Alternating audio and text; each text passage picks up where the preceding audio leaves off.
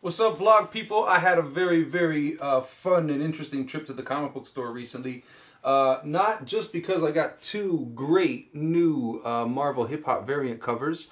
This one is obviously a Captain America and Sam Wilson take on the Outcast cover, and this one is an X-Men 92 take on the Souls of Mischief 93 till Infinity. You can see now it's 92 till Infinity. Like I've mentioned before, I don't just buy the Marvel hip-hop variants on a collect them all sort of level. I actually want to just get the ones that the album art that they're doing a tribute to is something that I've actually like one of my favorite albums or something that means something to me. So that's what I got there. But the main event was, whoa ho ho, look at this.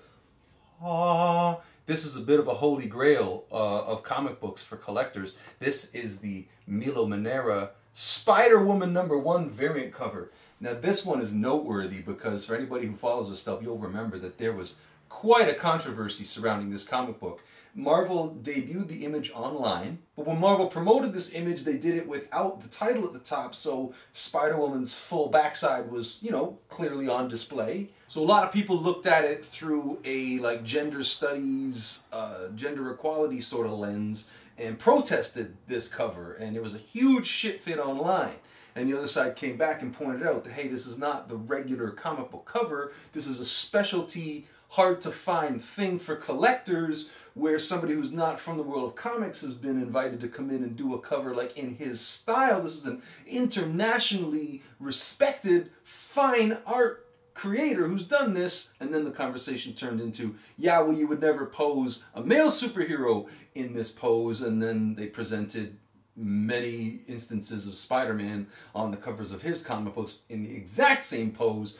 The conversation went back and forth, and it's one of these things you see it where it's not about a debate, it's not about a discussion of ideas, it's sports, it's the clashing, it's that whole just online lynch mob thing that happens when a few people get bent out of shape about something. It's an ugly phenomenon that happens in our culture very frequently. So I wanted to get this comic book when it first came out, when they first announced it, because you know it's a beautiful image. I knew it would be hard to find. I knew it would be sought after. So just as a Spider fan and a collector, I wanted to get it. And then when that whole online protest thing kicked in, I was informed that Marvel had just canceled this image altogether.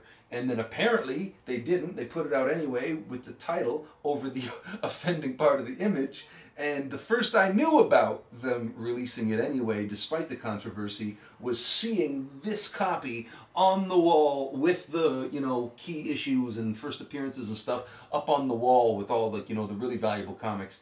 And I knew that if I didn't get it, it would just be a matter of time until somebody else did, and then I would likely never ever see it again. Talking to the shop owner, he was telling me that even he has only known about 3 copies of this floating around. So I don't know how many they made, how many are out there, how many collectors have hoarded, I don't know. But I finally found one, I got my hands on one, and it is now one of the most prized items in my comic book collection. In fact, in the just under a week since I've got it, instead of putting it in with my other comic books, I've had it out on display as the work of art that it is. And because for me, I wanted it even more after the whole hubbub about it online, because now it's not just about it being a work of art or a highly collectible comic book or even something for a fan of Milo Manara to get hold of.